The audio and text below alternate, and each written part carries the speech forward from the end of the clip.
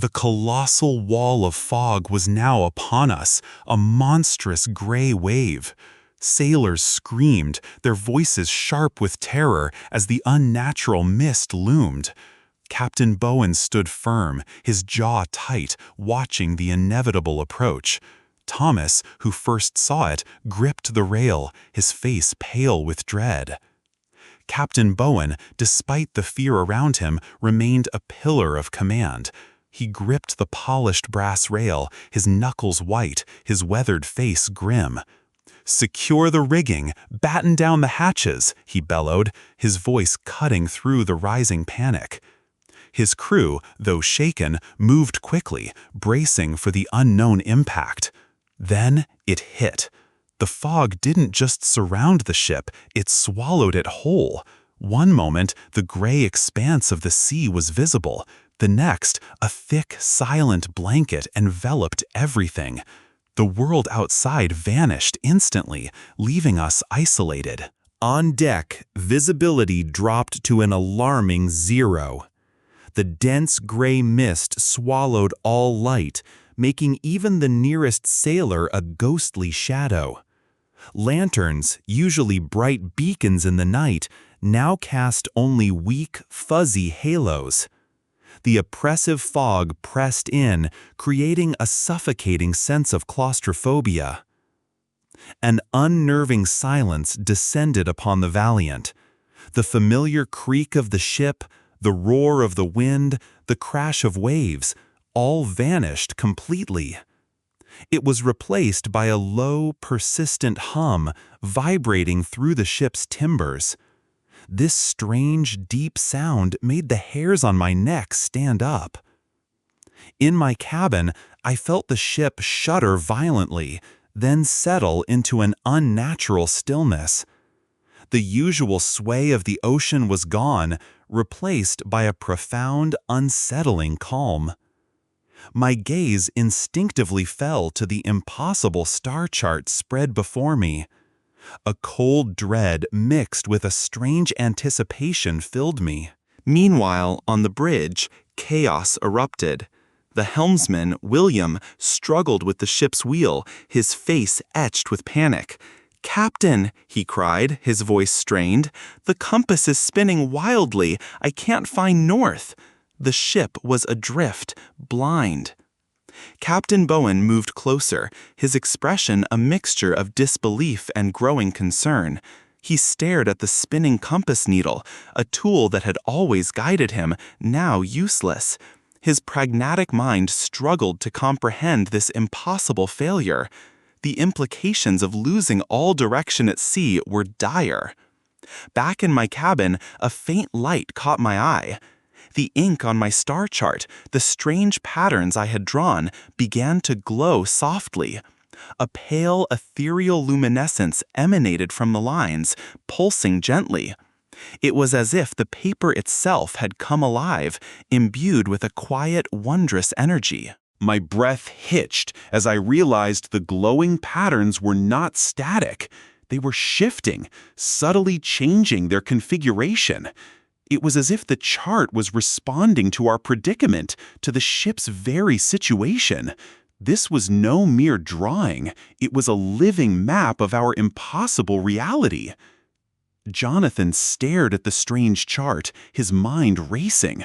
It was not a map of the stars above them. No, this glowing parchment showed something else entirely. It showed the impossible, swirling patterns of the void they were now entering. A sudden, urgent idea formed. This chart was a map of their current, bizarre reality. It was the only guide they had. Without another thought, Jonathan tucked the precious chart under his arm. He burst from his cabin, the door slamming behind him. The ship's corridors were now thick with the unnatural fog, making visibility very poor. He pushed past confused sailors, his steps quick and purposeful. He had to reach Captain Bowen on the main deck. Time was running out. His heart pounded with a mix of fear and determination. Jonathan finally reached the main deck, which was a scene of controlled chaos. Captain Bowen stood near the helm, his face grim. He was trying to get a report from the lookout, Thomas, who was high above. However, Thomas could only report that he saw nothing but the impenetrable, unnatural fog. The ship's normal navigation tools were completely useless. "Captain," Jonathan shouted, his voice cutting through the rising wind and the general noise. He pushed through a small group of sailors, reaching Bowen's side. "Our instruments are useless because we are no longer in the Atlantic." His words were desperate, but he knew they were true. He needed the captain to understand this impossible truth immediately. Captain Bowen turned fully, his expression darkening with anger and impatience. "This is no time for riddles, Mr. Pike," he demanded, his voice stern. "Explain yourself clearly. What do you mean we are not in the Atlantic? Are you suggesting we have simply vanished?" He expected a logical, naval explanation, not strange theories. Jonathan quickly unrolled the glowing chart, holding it out for the captain to see. Its impossible light cut through the gloom of the fog. "This map, Captain," he insisted, his voice earnest. "It shows where we are now. It is our only guide in this void. Our familiar stars are gone, but these new ones are real." Captain Bowen stared at the chart, his eyes scanning the impossible constellations. His mind struggled to accept what he saw. His deep skepticism warred with the undeniable failure of his own reliable tools. The compass spun wildly, the sextant showed no familiar stars. He was a man of logic, but logic offered no answers here. "Nonsense," Bowen finally said, though his voice lacked its usual strong conviction. He tried to sound firm, but a hint of uncertainty was present. "It's a cartographer's fantasy, Mr. Pike, a drawing, nothing more. We rely on real instruments, not fanciful pictures." He wanted to believe in the familiar. Jonathan did not argue. Instead, he pointed a steady finger to a swirling, dark pattern on the glowing chart. "Captain," he said, his voice calm and confident, "in a moment the ship will be pulled sharply to starboard. This chart predicts it. Watch the helm." He challenged the captain to see for himself. Captain Bowen watched Jonathan intently, his jaw tight. He was ready to call Jonathan's bluff, to prove him wrong. However, he also felt a growing unease. Around them, the other sailors on deck had stopped their work. They listened with fearful curiosity, their eyes darting between the two men and the swirling fog. The ship waited, silent and tense. Just as Jonathan had warned, the ship suddenly lurched violently to starboard. A deafening groan of timber echoed as the deck tilted sharply. Sailors caught off guard cried out. Many were thrown against the rails or slid across the wet planks. Ropes snapped taut, and loose equipment crashed. At the helm, the helmsman, a burly man named Thomas, struggled desperately. His knuckles were white as he gripped the wheel, trying to correct the ship's course. He shouted over the wind and the creaking ship. "I can't control her! An unseen current has us!" he cried, his voice filled with panic. The Valiant was no longer responding to his commands. Captain Bowen, who had dismissed Jonathan's warnings, now stared at him. His skepticism was completely shattered by the ship's violent, uncontrolled movement. His weathered face showed a mix of shock and dawning horror. He looked from Jonathan's strange chart, still clutched in the cartographer's hand, to the oppressive, swirling fog that engulfed them. A terrible realization settled upon him. Suddenly, the dense, oppressive fog began to thin. It swirled away from the HMS Valiant as if an invisible hand was pulling it back from the ship's immediate vicinity. Patches of darker, unfamiliar sky began to appear through the dissipating mist. A tentative, cautious hope flickered among the crew. They wondered what impossible sight would be revealed next. The crew gasped collectively. The fog cleared completely, revealing a sight that stole their breath and reason. They were no longer in the familiar gray Atlantic. Above them, the sky was a deep, dark violet, unlike any they had ever seen. There was no sun, no moon, only an eerie, starless expanse. Around them, twisted islands of black, jagged rock floated silently in the air. They hung suspended, defying all laws of nature. Below the ship, the sea itself was transformed. It glowed with a soft, ethereal blue light, casting strange reflections onto the ship's hull. This alien environment was both terrifying and strangely beautiful. Jonathan Pike, his heart pounding, looked down at the glowing water. Reflected on its luminous surface were patterns of light. They were the exact same strange, impossible constellations from his chart. Each star, each line was perfectly mirrored in the blue depths. It was a chilling yet profound moment of vindication and awe. Jonathan slowly raised his hand, pointing to the shimmering reflections on the water's surface. His voice was quiet but firm, cutting through the stunned silence. "The drowned constellations," he stated, his gaze fixed on the impossible stars. "They guide us here. This is their domain." The weight of his words hung heavy in the strange air. The crew was frozen in a mixture of terror and wonder. Their faces, illuminated by the strange blue glow from below, showed utter disbelief. They stared at the floating islands, the violet sky, and the glowing star-filled sea. The truth was undeniable. They were completely, utterly lost in an impossible realm. Their world had vanished. Captain Bowen took a long, slow look at the alien seascape surrounding them.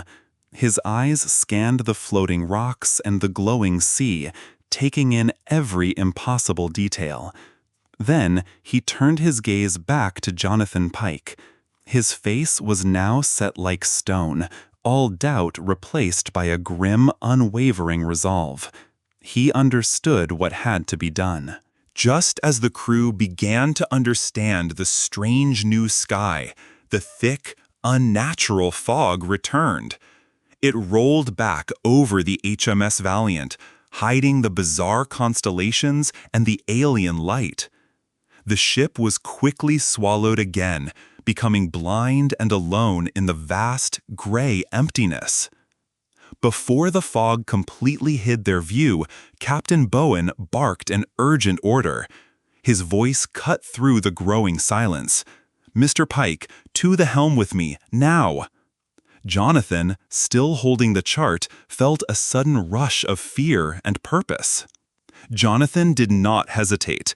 He followed Captain Bowen, moving quickly across the damped deck towards the ship's wheel.